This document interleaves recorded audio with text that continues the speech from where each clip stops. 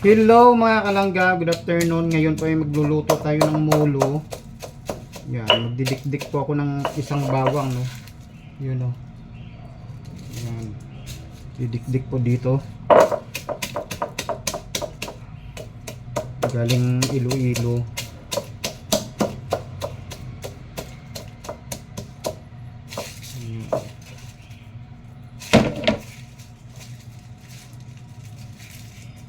Yung mulo na gagawin po natin ngayon mga kalangga ay wala po siyang gatas, no. Kasi napakahirap po ngayon. Mabilis mapanis yung ulam, no.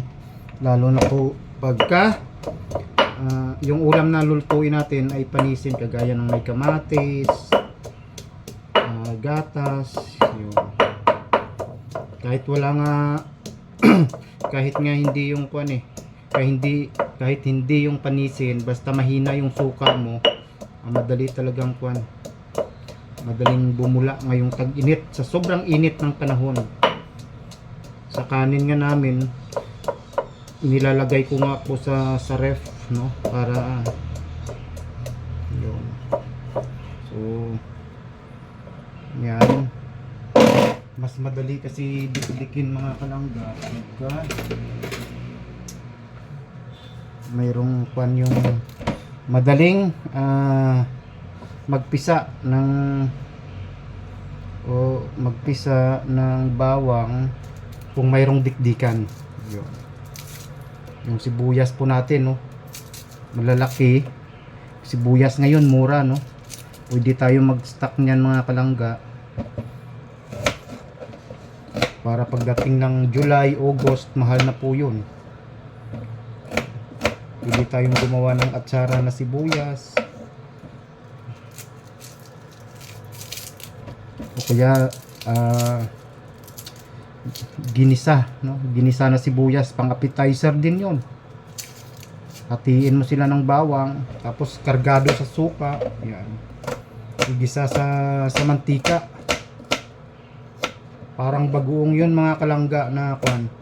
Pag nilagay mo or pinatak-patak mo sa kanin mo, nako, ang sarap din. Parang bagoong din siya na pang appetizer. Kailangan maganda yung timpla. Yun. Para hindi rin siya basta-basta masira yung sibuyas, no? Sobrang init ngayon, no. Bagong ligo ako pero ito pawisan. Yun. May kunting pork tayo, yun na lang ilagay natin, no? Kasi yung pork natin na natira ay nakwan po natin, na prito pag walang ulam. Yung tira ko po sa bagoong, yan, okay lang po. Hindi naman mapagkanti ng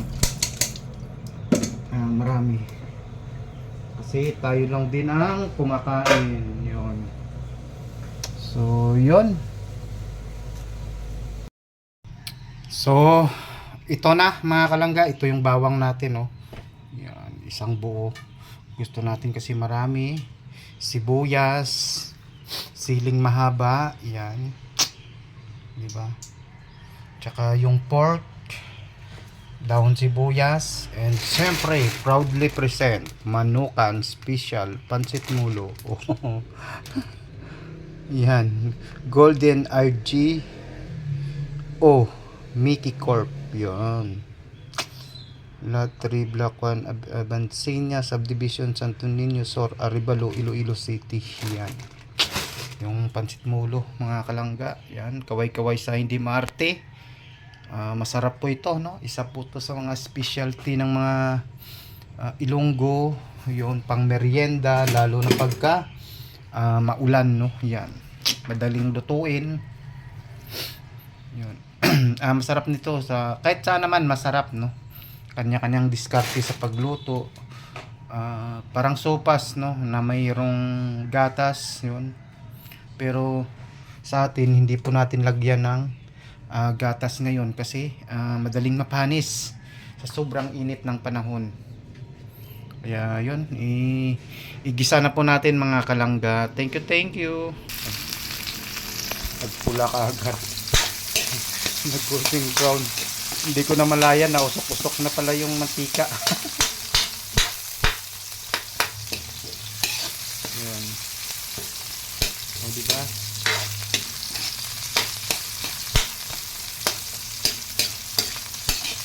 Ilagay natin pork po mga kalangga. Dito ko lang sa wali lutuin para mas malaki.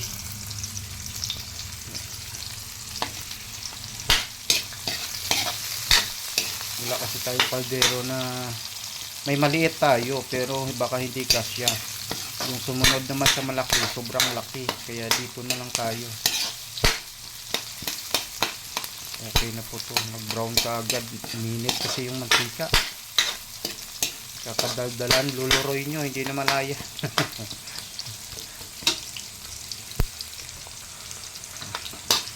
Sobrang init. Grabe. Masarap po ito mga kalangga. No?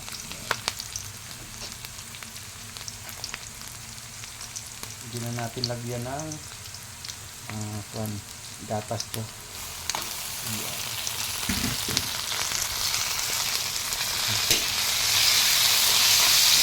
Diba? Ganun lang ho. Marami din po yan. Isa natin ng matagal para mas malasa. Discarding lulurin nyo. Ganun, no? So, lagyan muna natin pampalasa sa mga kalangga. Oh, dumikit na. Ayan.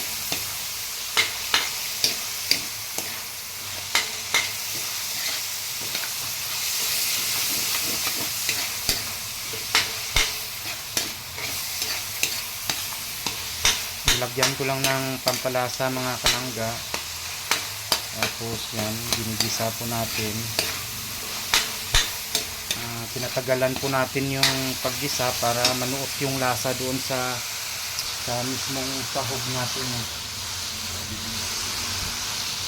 Kasi minsan pagka yung saglit lang natin igisa, yung lasa kasi yung walang lasa sa labas lang ang lasa pag kinagat natin. Pero pagka maganda yung pagkagisa natin hanggang sa manunuot doon sa kalooban, masarap po siya. Mas malasa, di ba? Saglit lang po ito kasi maliliit lang yung hiwa natin mga kalangga. Yan. Maraming salamat po ulit sa panunood sa vlog ni Lolo Roy nyo. Yan, thank you. Minsan pinatamad tayo mag live, pinipilit lang natin. Yan. And syempre ganun pa rin, silent pa rin tayo sa dalawa. Yan, gumagala tayo kung saan gusto natin na doon ay walang issue, good vibes. Yun. Updated naman po tayo, no? Ayaw po natin na ma-stress, no? Gusto natin na pag nanood tayo ay nakaka-relax, no? Yan. Nakaka-relax tayo para ganun pa man yung mga problema sa Pilipinas, taas ng presyo ng bilihin, o di ba? Pag nanood tayo sa nakaka-relax, mas medyo magaan sa pakiramdam natin. Yun. Basta magmahalan lang po tayo, okay na po yun, no? Thank you. At lagyan ko na ng tubig ito para kumulo. Okay na po siya, no? Golden brown na siya. Medyo matagal na siya. Para pag lumambot na yan, lagay na natin pansit mulo. Let's eat na tayo mga kalangga. So ito na po siya mga kalangga. Yan. Diba? Siyempre ito na po siya nung dinagdagan natin ng tubig. Yon, nakulo-kulo na po siya. Maganda sana medyo white yung tubig, no? Dahil dito nalagyan ko kasi ng tuyo, kaya medyo nagkuhan po siya. So ayun mga kalangga, thank you.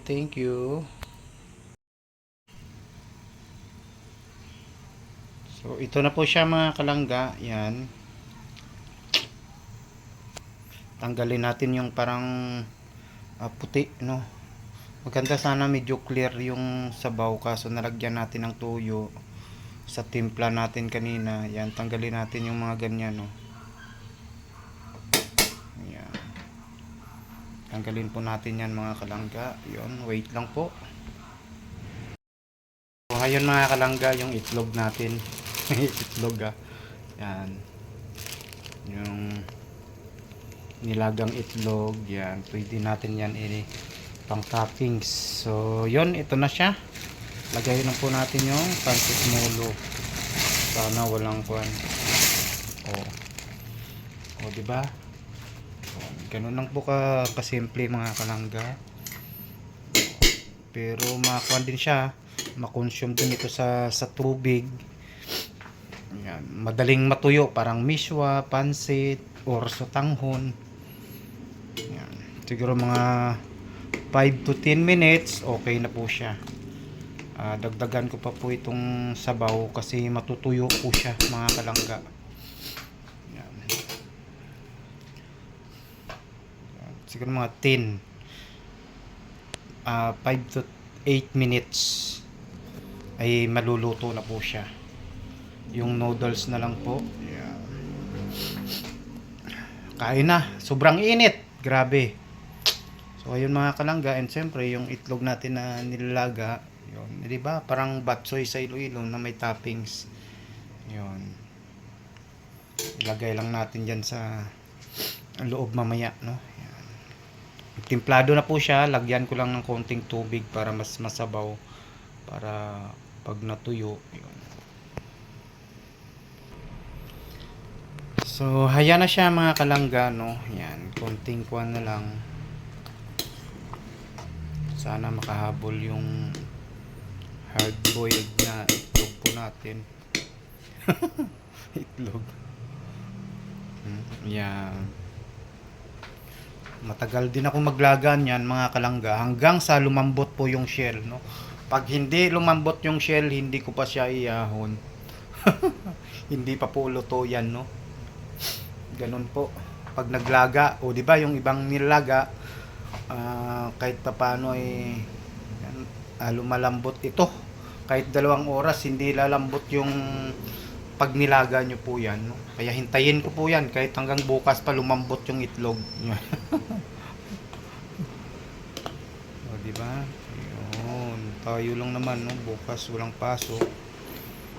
Hindi natin malagay sa nabigyan yung mga kasama po natin. Gustong gusto pa naman nila to. Yung iba niyan mga kalangga, masarap pag may gatas.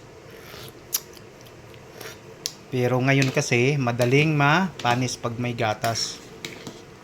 Kahit ganito nga siya madali siyang mapanis. Kailangan talaga maingat. Pagka lumamig, lagay sa ref. O, diba?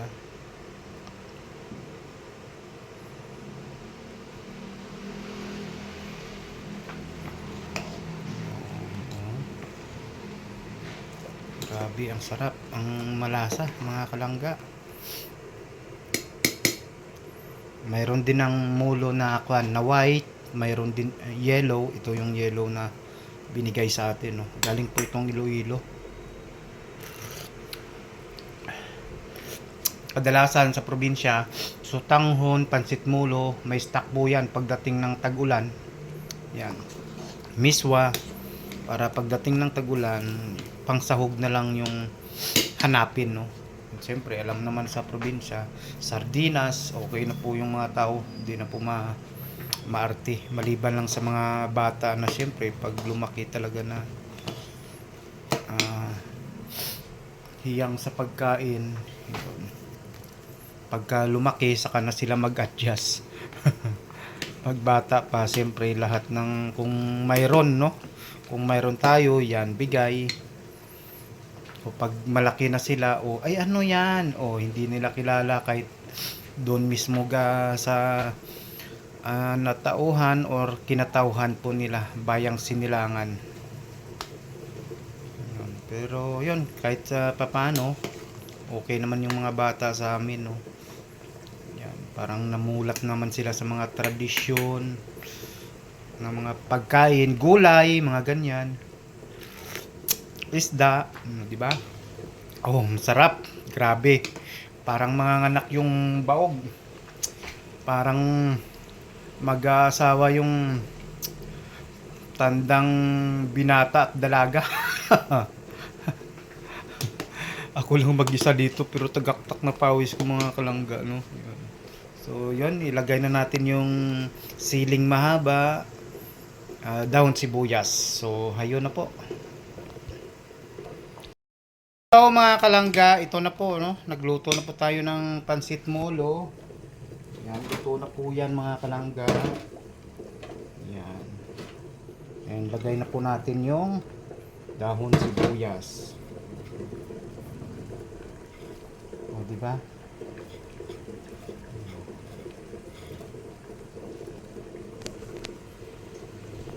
O. Yun, o. Kaway-kaway sa mga Ilonggo, sa mga kinalakihan po natin dyan. O. Kaway-kaway sa hindi maarte. Di ba? O. Pansit mulo po yan, no? Yan, pansit mulo galing Iloilo. Oh, yun. Ang sarap. Kain na po tayo mga kalangga. Siyempre, yun po yung nilagang itlog po natin. Yan. Hindi pa lumalambot, 2 oras na. Yun, ilagay po natin. O, kaway-kaway sa hindi maarte. Sa nakakamiss po ng pansit mulo na medyo matagal na hindi nakauwi. Yun, kamusta? Yan, wala po itong gatas kasi madaling mapanis po. Ayan, yun. Thank you po mga kalangga. Maraming salamat at kain na po tayo. Bye-bye! Mga kalangga, let's eat. O, diba? Nakulo pa yan. Parang dugo. Parang dugo na kumukulo. Pag galit po tayo. And syempre, nasarap tayo ng pagkain ng food with love. No? Yun. O, diba? Oh. Solve na naman ang isang gabi po natin. No? Yan. Tulog na si kapitbahay natin. Di na natin makakuan yun. So, maraming salamat po mga kalangga. O, diba? O. Yan. O, medyo natuyo-tuyo na nga po siya. Yan. Masarap po siya. O. Kain kahit mainit. Yun. Sabaw tayo. Yan, masarap din ito, no, kahit na minsan hindi siya basta-basta maubos. Parang hindi naman pangit, no. Yung noodles kahit ma-overcook, no. Yan. Nandyan pa rin siya. Yan. Hindi kagaya ng miswa na pag na-overcook, yun. So ayun mga kalangga, thank you. Kain na po tayo. Bye-bye. Ingat po.